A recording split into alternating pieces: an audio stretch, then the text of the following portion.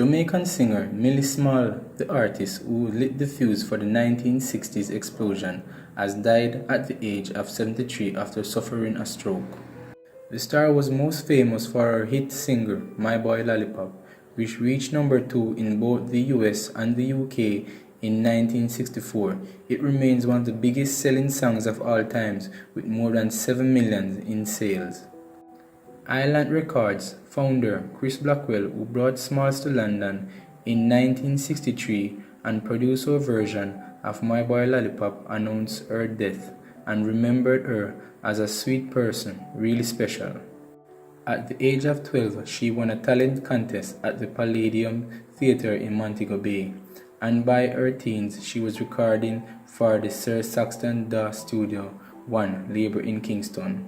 While there, she teamed up with reggae singer Roy Panton, and they became one of the island's most prolific duo, scoring a major hit. The singer, whose given name was Millicent Dolly Mae Smalls, was born in Vere, Clarendon on October 6, 1946. She was the daughter of an overseer on a sugar plantation and the youngest of the family of 12. She was one of the very few females early-era singers who originated from Clarendon. Blackwell was amazed by her talent and brought her to London in 1963. Small was enrolled at the Italia Conti Stage School for speech training and dancing lessons, and she toured the UK before cutting My Boy Lollipop. A cover of an American rhythm and blues song, My Boy Lollipop, was originally done by Bobby Gay in 1957.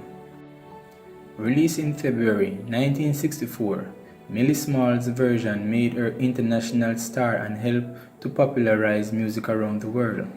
Idolized by fans in the United States, she charmed the press, photographers, newsmen, magazine editors, and radio and television crew with her sense of humor and warmth as she did a whirlwind press run.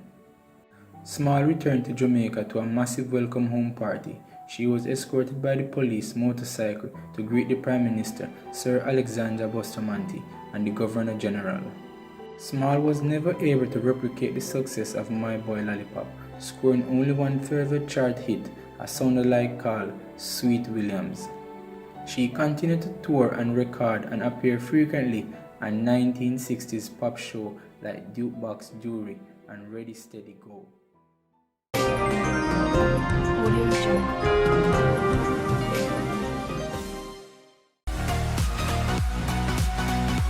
Welcome again, people. Remember to leave a comment below and share and like the video and subscribe for more great content. And remember to check out one of our suggested videos on the screen. Until next time, peace.